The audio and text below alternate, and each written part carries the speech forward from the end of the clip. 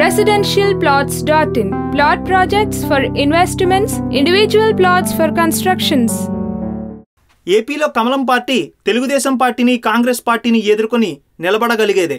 కానీ కేంద్రంలో ఉన్నంత గట్టి నాయకత్వం ఏపీలో లేదు అనేది ఓ వాదన. అసలు దక్షిణాన పాగా వేద్దామని ప్రయత్నించిన ఒక్క కన్నడీలు మాత్రమే కమలాన్ని నమ్మారు. కానీ మిగిలిన 3 రాష్ట్రాలు ప్రాంతీయ పార్టీలు లేదా కాంగ్రెస్కే జై కొట్టారు. దీన్ని 2014లో అధికారంలోకి వచ్చిన తరువాత సీరియస్గా తీసుకుంది కేంద్రం.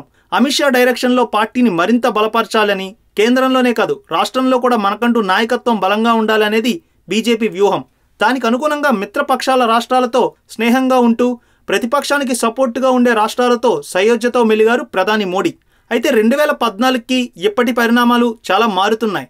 నోట్ల రద్దు ఉత్తర భారతదేశంలో అంత ఎఫెక్ట్ చూపించకపోయినా దక్షిణ భారతదేశంలో ఒకంత మోడీపై వ్యతిరేకత కలిగేలా చేసింది. దాన్ని తిప్పికొట్టడంలో రాష్ట్ర బీజేపీ నాయకత్వాలు కూడా కష్టించలేదు అనేది ఒకంత నమ్మదగిన వాస్తవం. అయితే ఇక ఆ విషయాలు జనం కూడా కొత్త నోట్లు చూసి మర్చిపోతున్నారు. కానీ రాష్ట్రంలో జగన్ మరో సంచలనం సృష్టించారు. జస్ట్ 40 నిమిషాల పాటు ప్రధాని మోడీతో భేటీ అయ్యి, ఈ 3 ఏళ్లలో సీఎం మోడీతో భేటీ అయితే రాని మీడియా హడావిడి కూడా జగన్ 40 నిమిషాల పాటు మాట్లాడేసరికి వచ్చింది. దానికి అనేక రూమర్లు పెట్టి వండి వార్చాయి కమ్మని ఛానల్స్.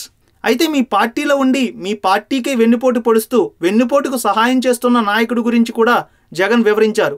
మనకన్నా సీనియర్ కాబట్టి ఆయన్ను అనలేని పరిస్థితి, కానీ ఏపీలో అతడి అజమాయిషీ ఉండకుండా చేయడానికి మా షా ఇప్పటికే ఆల్రెడీ ప్రయత్నాల్లో ఉన్నారు అనేది ప్రధాని చెప్పిన విషయం.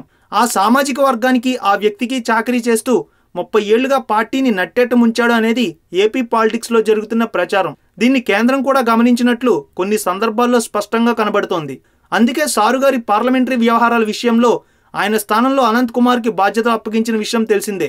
ఒక్కసారిగా కఠిన నిర్ణయాలు తీసుకుంటే దక్షిణాదిన ఉన్న పట్టు కూడా చేజారుతుంది అనేది బీజేపీ వ్యూహం.